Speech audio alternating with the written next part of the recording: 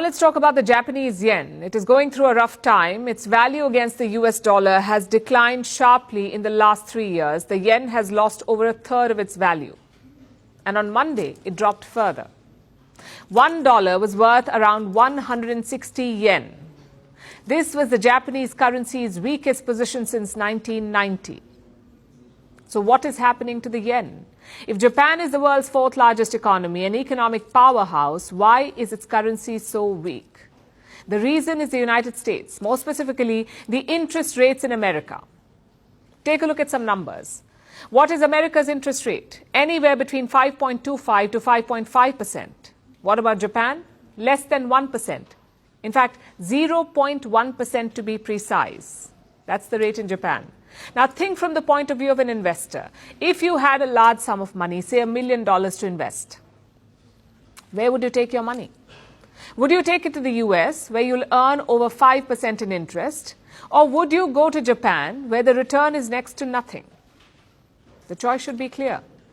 The US offers superior returns, so that's where the money is going. Investors are selling their yen-denominated investments and buying bonds with US dollars. So effectively, this is a swap. The yen for the dollar. And this is why the Japanese currency is losing value, because investors are dumping it. So what is Tokyo doing about it? It is trying to defend the yen. The extreme and abnormal fluctuation caused by speculation and its negative impact on the national economy cannot be overlooked. Therefore, we would like to continue to take appropriate actions when necessary.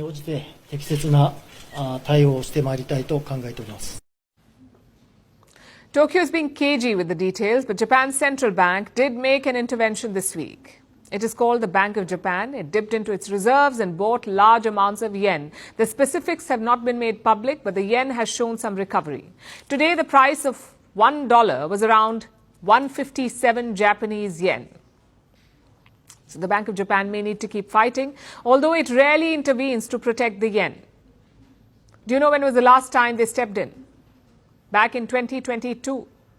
That's when Japan spent $60 billion to defend the yen. The bank's first intervention in 25 years, 2022. And what was the price of the yen back then? 146 against the US dollar. Today, even after the central bank's intervention, the yen is much weaker, and in the days ahead, its value may decline further. If underlying inflation moves in line with our forecasts, we could adjust the degree of monetary easing. But we think easy financial conditions will be maintained for the time being. That was Japan's central bank chief. He was talking about interest rates, and he plans to keep them unchanged, below 1% for the foreseeable future. So investors have every reason to rethink, to look for options beyond Japan. That's the first potential fallout. And how will this affect the people of Japan? Their imports will become more expensive. Tokyo's biggest imports are crude, natural gas, and integrated circuits. If the yen weakens further, all these imports will become more expensive. But there's also a flip side to this. For some people, a weaker yen could be beneficial. Like the exporters of Japan. They will earn more by sending the same amount of goods overseas. Also, tourists stand to gain.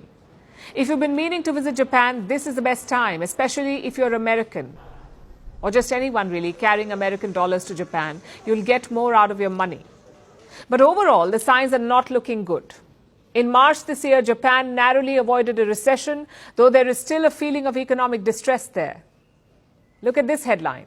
Japan has 9 million empty homes. And why is that? Because there are no buyers. Apparently, foreigners are now showing interest. They want to invest in these properties, which brings us to another question.